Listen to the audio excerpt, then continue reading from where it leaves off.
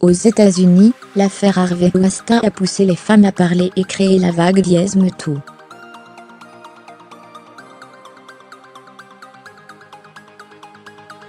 En France, les accusations d'agression sexuelle et de viol contre Luc Besson n'ont pas suscité la même émotion, loin de là.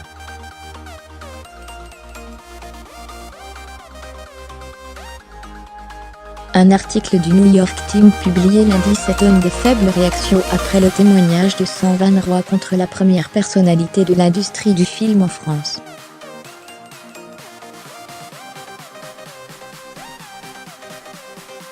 Une figure aussi importante que l'était Harvey Weinstein pour le cinéma américain.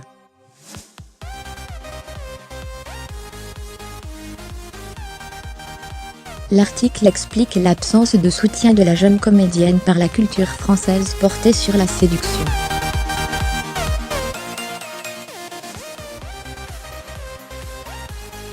Les Français se targuent d'apprécier un art de la séduction et du flirt peu apprécié des Américains, écrit The New York Times, ne manquant pas de mentionner la tribune de 100 femmes, dont Catherine Deneuve, en janvier dernier qui défendait dans les colonnes du Monde, la liberté d'importuner, indispensable à la liberté sexuelle.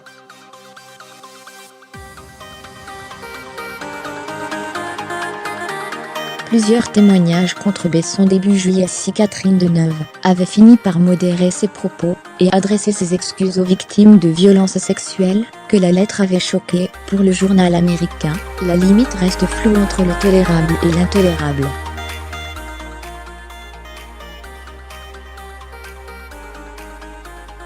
Les femmes peuvent avoir du mal à déterminer un seuil de tolérance, tout simplement parce que cela fait partie de la culture ambiante, écrit The New York Times.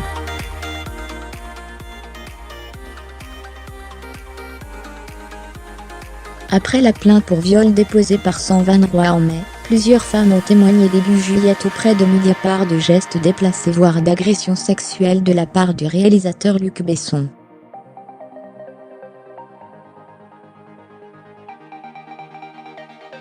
Une ancienne collaboratrice de Luc Besson, chargée des castings, a écrit début juillet au procureur de la République de Paris pour dénoncer des faits qu'elle qualifie d'agression sexuelle.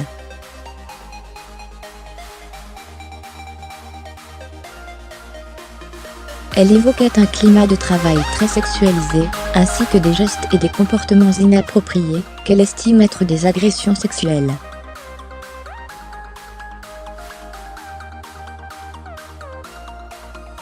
Contacté par l'AFP, l'entourage de l'avocat de Luc Besson, M Thierry Marambert, avait fait savoir que celui-ci n'avait à ce stade rien de plus à dire que les déclarations à Mediapart.